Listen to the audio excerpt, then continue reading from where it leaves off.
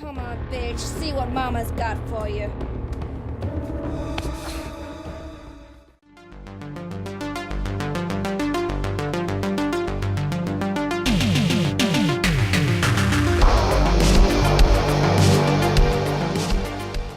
We are talking about Scarecrow Rising, which is also known as Bride of Scarecrow. So Scarecrow Rising is the British title, Bride of Scarecrow is the American title, and this one is directed by Louisa Warren and written by Sharon Holiday. Now they actually did another Scarecrow movie that came out pretty recently called Curse of the Scarecrow, and this one is actually not exactly a sequel, but it's kind of tangentially related. It kind of exists in the same universe. The Scarecrow universe. MCU's got nothing on this one.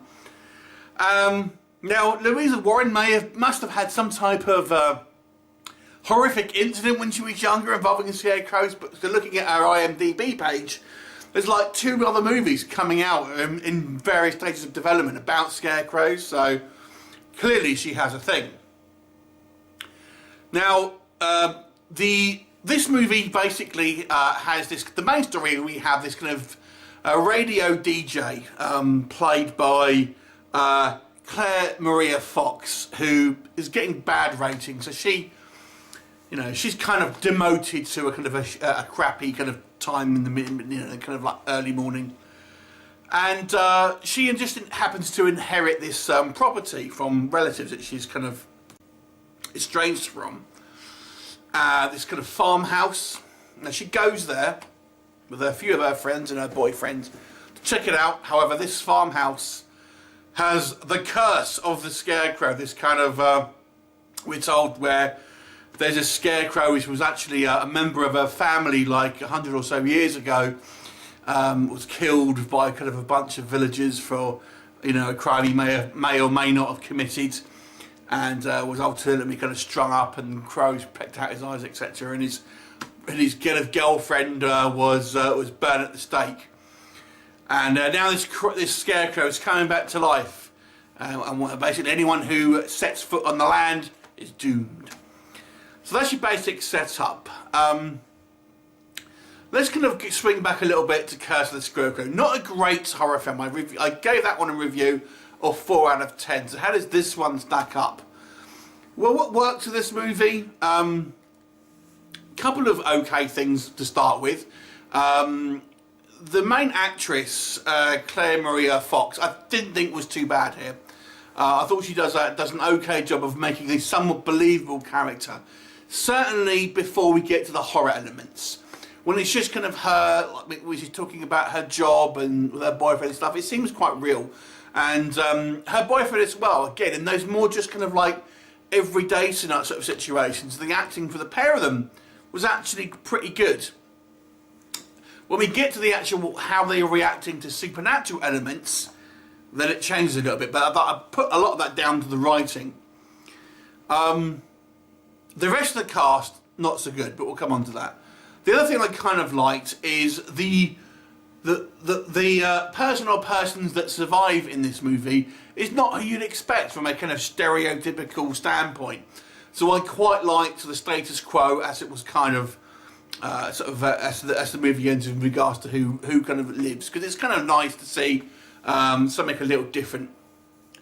Now the Curse of the Scarecrow kind of set up this weird Scarecrow universe almost. Like I've said, so like it's saying like scarecrows are rising up and all of this, and there's loads of them, and so this I'm guessing is just another one. But how many scarecrows are there that have these kind of tragic backstories? But honestly, this movie is a real mess, unfortunately. A step down from Curse of the Scarecrow, which was already a 4 out of 10. I mean, the acting, like I said, our main couple, for the first half of the movie, I didn't think were too bad when they kind of just acting in normal sort of scenes. But when we get to the kind of how their reactions and stuff to supernatural stuff, it's just they can't do it. But the dialogue is horrendous, absolutely horrendous. I mean, there's attempt to have like these you know, Arnold Schwarzenegger like kind of puns. Oh, it's terrible. Absolutely terrible dialogue here.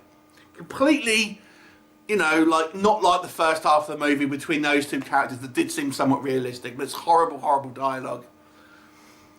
The Scarecrows themselves lend themselves to be fairly scary villains, you know. But this movie manages to just not make it scary at all. A lot of the criticism I had of the Curse of the Scarecrow is still true in this one. The Scarecrow just acts like a guy with a sack over his head, just walking around in a kind of a normal way. It needs to move more unnaturally. Just kind of use like the lighting, use sound. I mean, if you look at the 80s movies Scarecrows or Dark Knight of the Scarecrow, this is how you build tension with a character like this. Long lingering shots of kind of like using the darkness and kind of shadow and, you know, is it alive, is it not? It's just, but this one has nothing like that. There's no attempt to build any kind of scares or tension and anything like that. The kills in this one are very disappointing, and in fact, I don't think you see any real kills on screen. It's just kind of like reactions and stuff.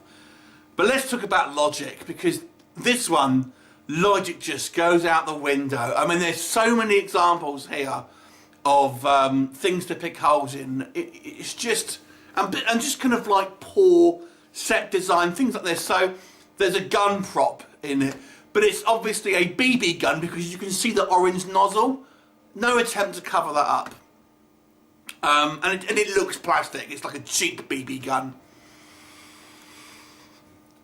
Just decisions that are made within this movie. So we have this prologue with this kind of like this family, and they're sort of saying there's 3 generations. These 3 with a grandmother, a mother, and a child.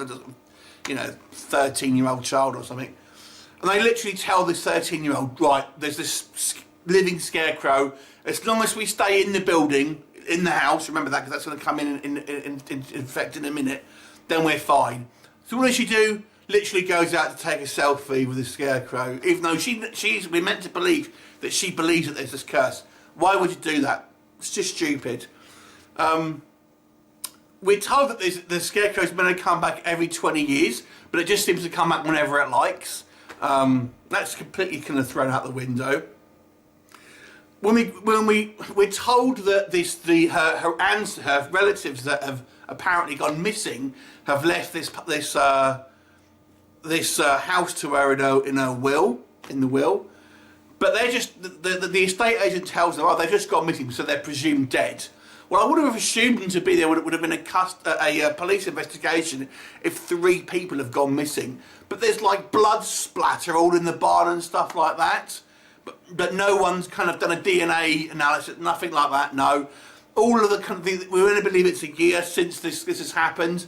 However, there's all like live chickens and horses and stuff. The barn is all clean and everything like that. It's just, you know, there's just no thought behind this. It seems to me, and we're talking like the first 20 minutes of the film here. You know, this goes through the whole film. There's really been no forethought with this movie, and I said this with the last film. Looking at their IMDb, Louisa Warren's done a reasonable amount of stuff and has got stuff in kind of that she's working on, but the films that I've seen now that are being produced look like they've never watched a film before, because it's just these simple basic things that just don't make any sense. It's just basic. I mean, the Scarecrow looks crap. It looks like he's got completely kind of new clothes on. The logic that regards to him doesn't make any sense. You know, how is this related to the last film? It doesn't, you know, that kind of set up that all these Scarecrows are coming alive for reasons, and oh man, it's just a complete mess.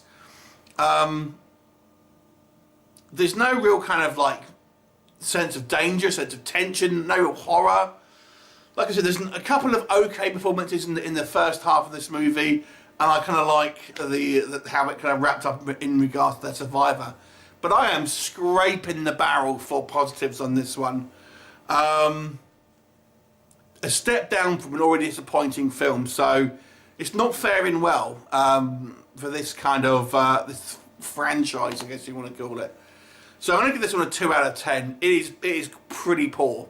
And, you know, like I've said, I've mentioned a couple of kind of like plot holes. That ain't it, trust me, but I want to kind of go for the whole film, nitpicking it. 2 out of 10. Have you seen it? What did you think of it? Leave me comments and I'll look forward to seeing you next time. Bye for now.